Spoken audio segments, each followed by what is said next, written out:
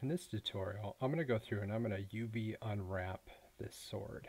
I've gone through and I've assigned one material to the mesh. What I'm going to do next is I'm going to go through and I'm going to apply a UVW map. And I'm going to take it and whatever the longest value is on this model, this is going to be the length. I'm going to copy that value and paste it into the width. So now I have a square value. So I'm just going to right click on my model and say convert that to poly. I made those UV changes permanent. So that gives me a nice square base set. So I've now put on Unwrap UVW and I've opened the UV editor. Inside the Unwrap UVW you can see I have different components, vertex, edge, and polygon. I'm going to come over here and I'm going to turn off show active map in the dialog. And in polygon I'm going to come in and select inverted polygons. And that selects all the polygons that are facing the opposite, or basically have they're flipped. And we're looking at the back side of them here. So I'm just going to hit break, and then I'm going to mirror vertically. And now I'm going to use Pack Custom. That separates them out. So now if I do select inverted, I don't have anything that's inverted. Now I can use select overlap to find areas that are actually overlapped. So let's go through, and before we do much more, I'm going to go through and start breaking up my sword into separate areas. This is where the blade is, so I'm going to select those polygons and hit break.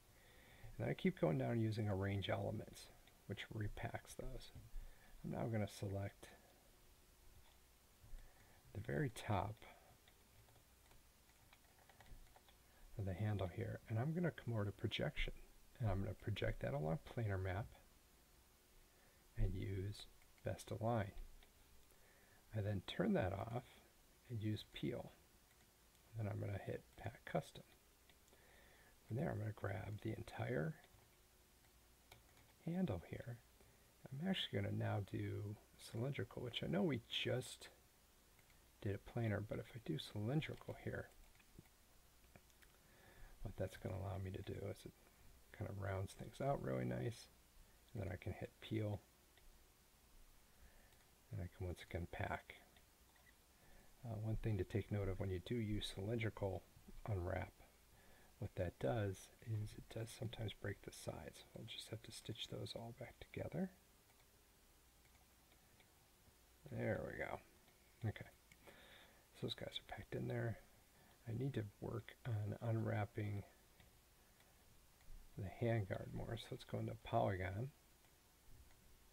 just going to grab, what I'm selecting here is the flat part of the handles. Just come over and grab those. Our different views. There we go. I'm just going to planar map, best align, turn those off, and I'm just going to take everything that's left here and do the peel button, and then do tools, relax.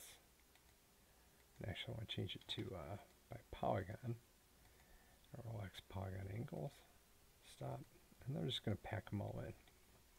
So this gives me a base set of UVs here for all my different portions. Now some of this I think I could get to look a little better, so I'm going to grab kind of this round area, and what I'm going to do with him is use explode to break him off of there, and then on one side here I'm going to go ahead and stitch them back together.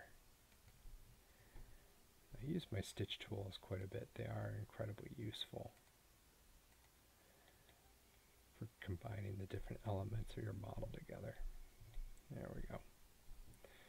Let's grab polygon, switch to element, and now I'm going to relax these handguards a little more.